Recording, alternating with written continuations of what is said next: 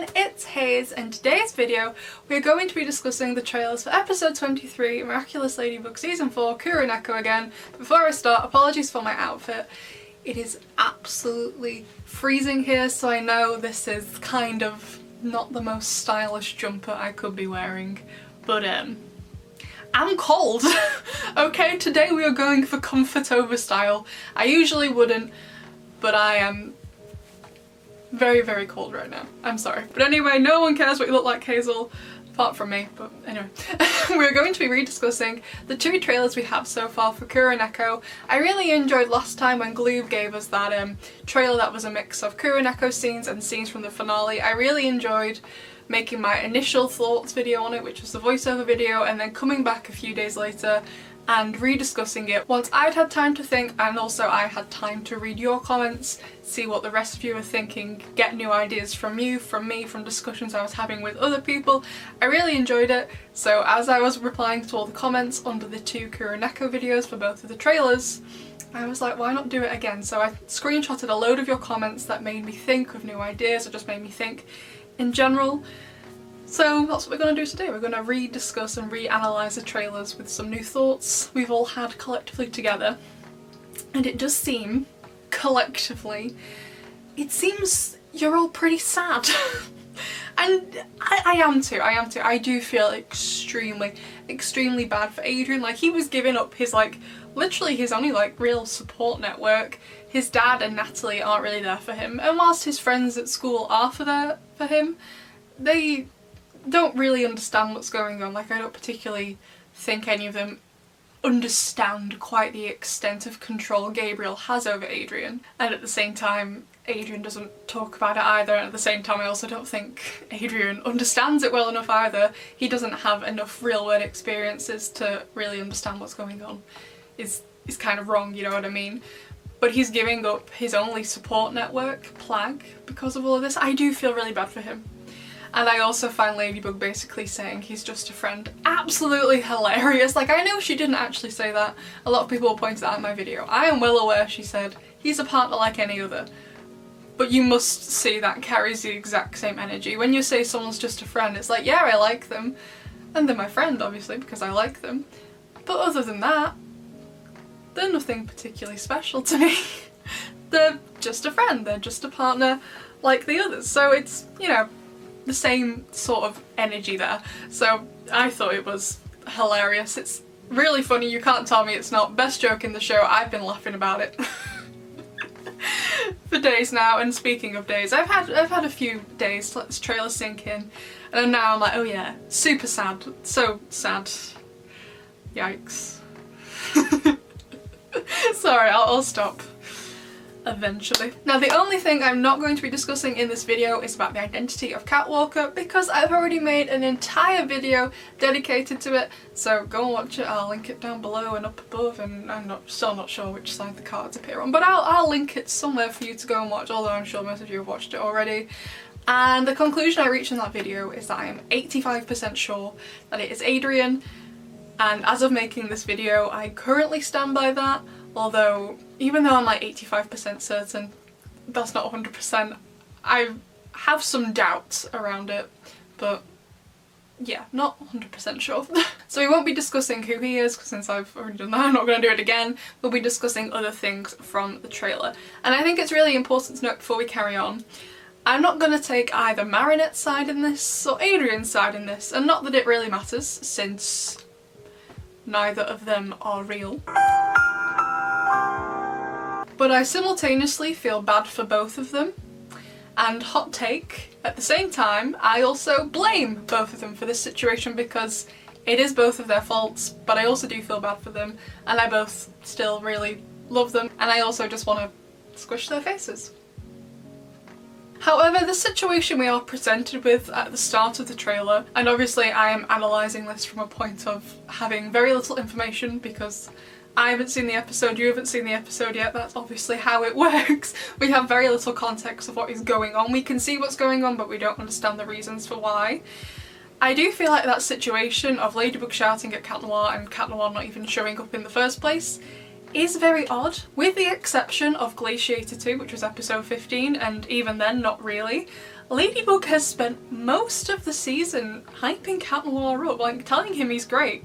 And like in Haxan episode 16 she never abandoned him. In Ephemeral she defended him to Susan. I see what's happened here. I typed this out last night and I put Suhan, but it auto-corrected itself to Susan. I think I could live with that. Anyway, in addition to that, we have the New York special where she was like, "You're irreplaceable." In Miracle Queen, they were both like, "It's us against the world," again with the season 2 finale. And I know for us that happened a very long time ago. Wow. How long ago was the season 2 finale? Wow, that was a long time ago. However, according to Thomas Astruc, the whole thing of Miraculous, the whole thing, has been less than a year, which is a lie, but different video for a different day. But Thomas Astruc has said this whole thing has been less than a year. So whilst the season 2 finale feels literally like 3 years ago, for Marin and Adrian, it was probably only maximum, what, like 6 months ago, 4 months ago possibly. He hasn't said like specifically how long each season takes, but if it's been less than a year, then that would mean each season roughly takes 2 to 3 months in order for 4 seasons to be less than a year. But I would expect after this season, like, come on, we need to be moving into the next year. Like, a lot has happened, you can't tell me this has been less than a year, but anyway. And after all the information where they're constantly pretty much hyping each other up and telling the other person how great they are, it definitely makes their behaviour odd. Ladybug's behaviour odd because she doesn't hesitate when she sees that ring. When she's talking to Plag in her bedroom after, she's like, "Okay, cool beans, I'll just find someone else." Like, no hesitation. If I saw that, if I was her and I saw that, I'd be like, oh god, he's gone. I need to get him back. What have I done? What should I do? Like she did in the New York special. So it's definitely very odd. However, we also do need to discuss, why isn't Adrian turning up to fights? Since Ladybug has been pretty much hyping him up all season, she obviously likes the bloke, she appreciates him. However, in Ephemeral, so he obviously didn't turn up to the fight, he physically couldn't. She rang him, I think she said 14 times, count? Yeah, 14. He rocks up to the Eiffel Tower. The time thing happens obviously because he never reveals her identity anymore. That's not what they remember, even though we know that's what happened, they don't remember anymore. So Sasa done the second chance, messed everything up, they have to go and fix the satellite, which is still ridiculous. And then when they're flying back down to Earth, he's like, "Oh yeah, why did you ring me 14 times? What were we gonna discuss?" And she's like, "Oh well, it doesn't even matter." And he's like, "Oh.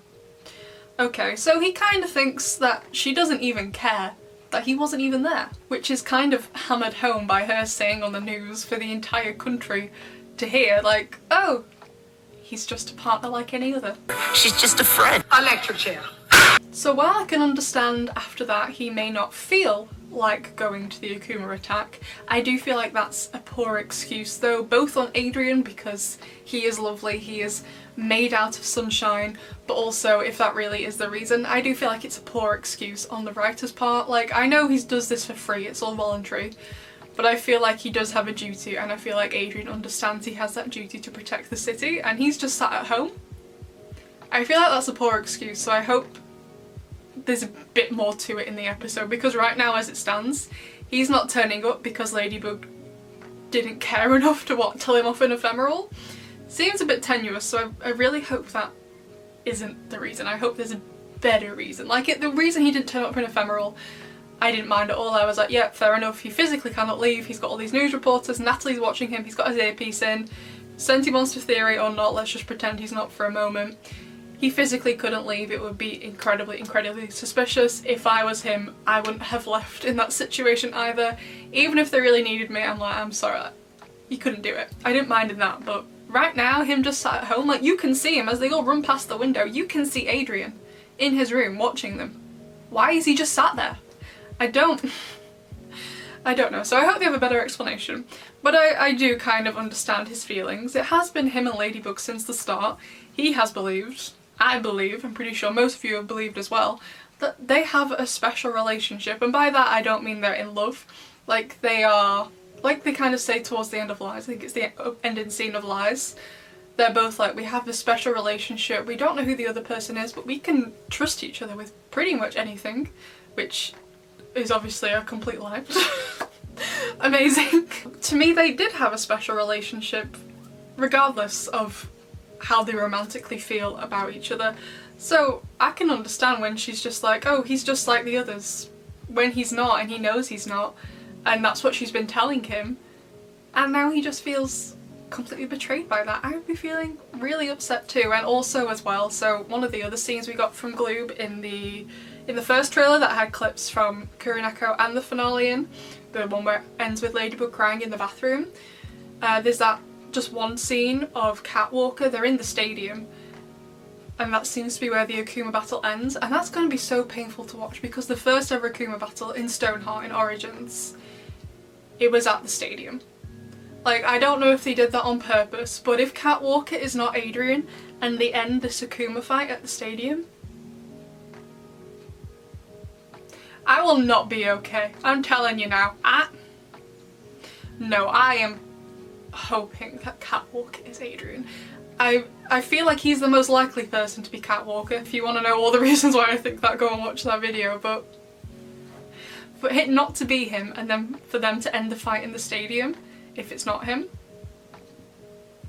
I think that will kill me. It will kill me off. It will kill my already stone cold heart. I swear to God, this show is probably going to give me an aneurysm or something. It 100% would kill me. I'm not being dramatic. That would just, it would rip my heart. It would be like Thomas Astrucker's ripped my heart out, thrown it on the floor and then stood on it and then tried to put it back in, and I'm like, no, don't bother, because there's no point. I'm already dead. I don't need it back. No. Why am I so obsessed about a show for 8-year-olds? Who knows? But him not showing up, I do understand why Ladybug would be angry with that. If I was I would be angry with him too. They are all doing this for free. None of them you're getting payment for it. This is voluntary, but you have a duty to the city. You were given that Miraculous because Master Fu believed you would be a good person and help the city when it was needed. And you not showing up is obviously not doing that. So I'd be pretty annoyed too. However, should she have shouted at him like that? I know we haven't seen the full argument yet, but it doesn't sound like it's a super fun conversation. It sounds like there is some shouting involved, definitely from Ladybug and maybe also from Cat Noir too, although I don't think we've seen him do any shouting yet, but he looks like he gets pretty angry, so to me I feel like it's a fair assumption to make that he maybe also shouts at her as well. So he also shouldn't have shouted. But should she have shouted? She is the leader and she does need to think about her team, but at the same time she is also just a teenager, so, you know, and she's also very stressed.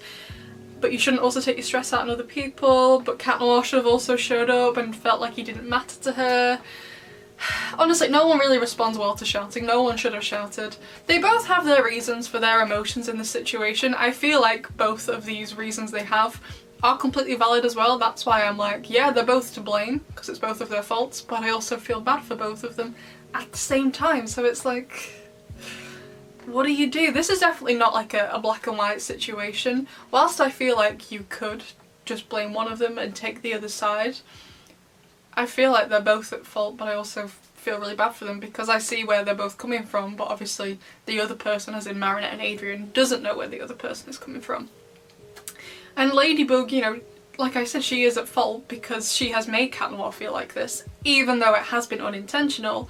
And we know from the scene later on, from the leaked script we got from the Ukrainian voice actress of Marinette, we know that she thinks he's upset and has rescinded this Miraculous because she doesn't return his feelings, when that's not the case at all. And I think the reason she thinks that is because she thinks nothing has changed since telling Alia at the end of Ganga Secrets her identity. But things have changed, and Adrien has noticed, and it's affecting him. Even if she hasn't noticed it's affecting him, hence why she reaches that conclusion. I feel like to Marinette, she thinks nothing has changed, so that's why she reaches the conclusion, oh, he's only upset because I don't return his feelings. Like, no, that's not the reason at all. So yeah, however, at the same time, Adrien is also to blame because he hasn't communicated that. And in Rocketeer, when Ladybug did notice something was up, he was like, oh no, it's fine. But at that point he was like, you know, Nino and Alia know each other's identities, she's a massive hypocrite. He was starting to lose faith in her, so You know, Ladybug at the same time doesn't know what's up with Cat Noir if he won't tell her, and she has asked him, he didn't tell her.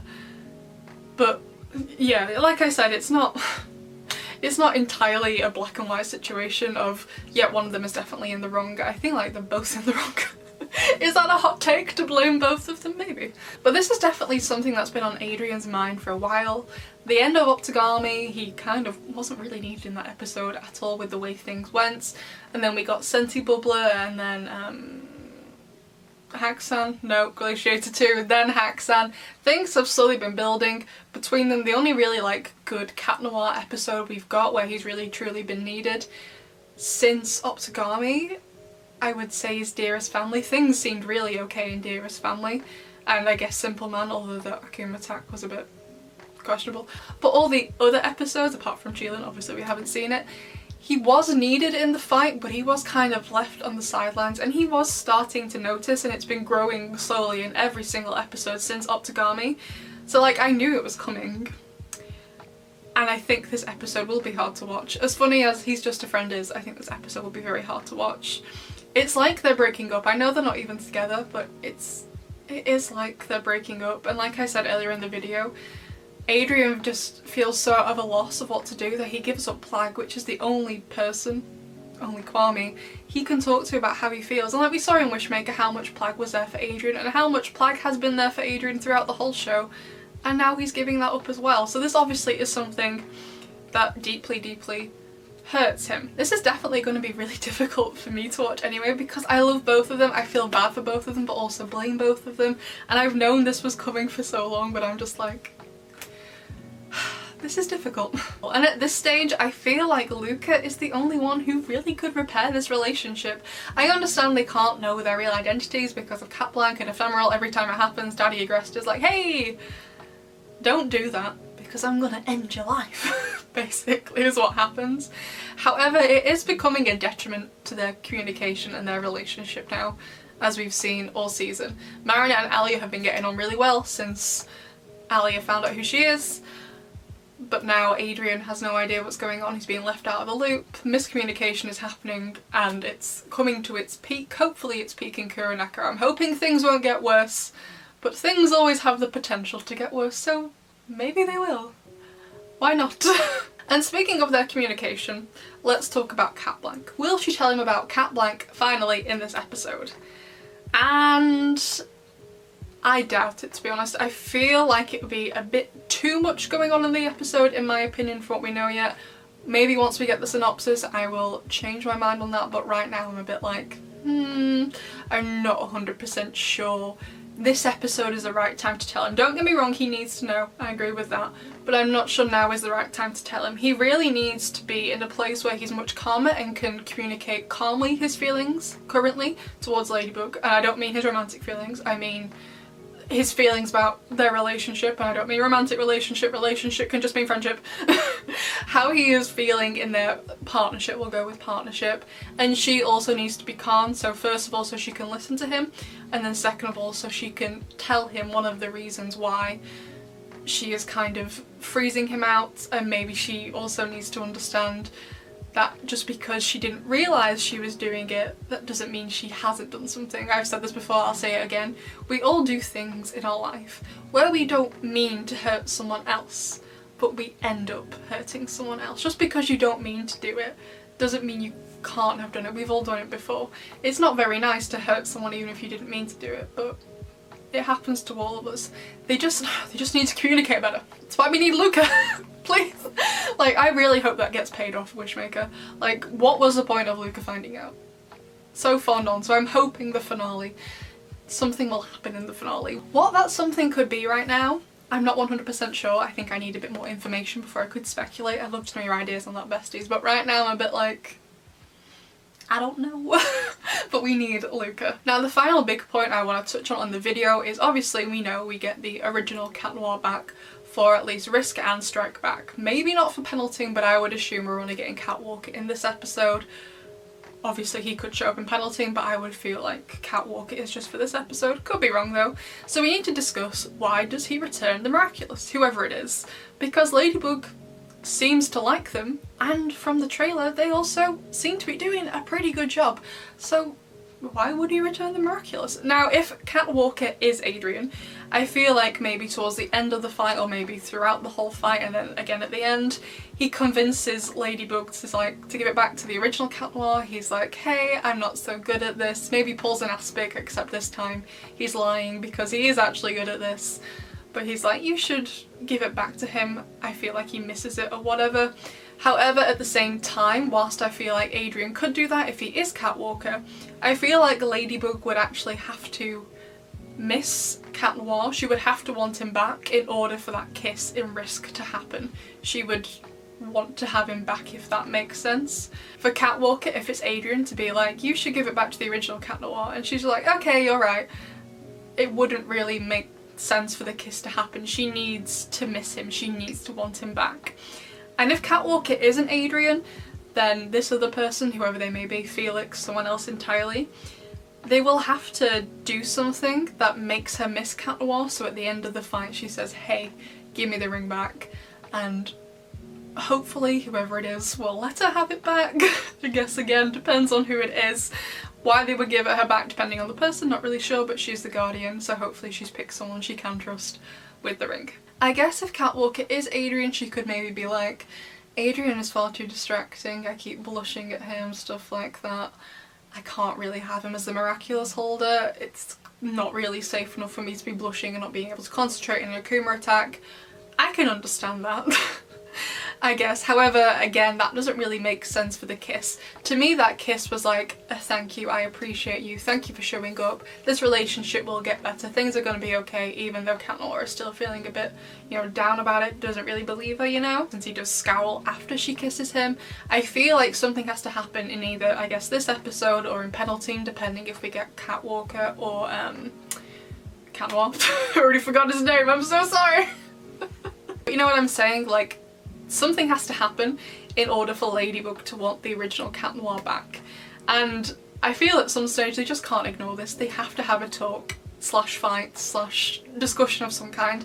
And I think that could maybe happen in Penultime. Now we know in Penultime from some leaks we've had that it seems Chloe gets akumatized and there's something to do with football, which makes sense going off the title. However, often the titles of Miraculous episodes often have a double meaning, don't they? For example, Truth, Lies, Gang of Secrets, it had a bigger meaning, same with Soul Crusher, things like that. So the name of this episode, Penultime, it's about teamwork, about working together. Maybe Cat Noir does come back for Penultime and they kind of have their big blowout argument right before the finale, so things aren't fully repaired, hence why she scowls, hence why he scowls after she kisses him, and Penultime does bring their teamwork into question. And I think in this episode we are also getting Mark and Nathaniel getting their Miraculouses, and they work pretty well together as well. Hopefully they'll work well as Miraculous heroes as well. So maybe seeing the two of them work together will help Ladybug and Cat Noir work out some of their differences. Like, after this happens, they can't just leave it and pretend nothing's happened. They have to talk to each other, they can't just ignore it. But when that talk will take place, how it will take place, what they will say, I don't know. Hopefully it will take place at the end of Kuro Neko, or at some point in Penultime. I don't feel like they can leave this until the finale to discuss, because it doesn't seem like there's going to be time for a sit down, have a cup of tea type of discussion in the finale. It seems like the finale, like the other finales, are pretty much all action packed until like the last 3 minutes of the final episode where it's a bit calmer. However, it is also ending on a cliffhanger, so maybe it's not going to be calm in the slightest. Kill me now, please. I will not survive the end of this season. So anyway, besties, I'd love to know all of your thoughts on my video. Why do you think Cat Noir doesn't show up for the Akuma battle? And how do we get our current Cat Noir back? Because I'm not 100% sure. Honestly, I do have high expectations for this episode. It sounds like it's going to be good. However, I'm not really sure I trust them to pull it off after the mess Ephemeral was. So I know I shouldn't get my expectations too high. Okay, I know. But I am hoping for something good from this episode, since it does seem like it's going to be emotionally charged, which brings me on to my next point. Since it is going to be emotionally charged and the majority of you seem very sad, would you like a live stream a couple of days before Kuro Neko airs as like a therapy session? I know we did it for the last time we thought Kuro Neko was airing and then they cancelled it, so Thank you very much, plus plus. And we did it before Ephemeral as well, so would you like one? Let me know and I'll like put some suggested dates on a community post later on in the week or something like that. I'd love to know what you think is going to happen in Kuro Neko besties, and I'll see you in the next one. Bye!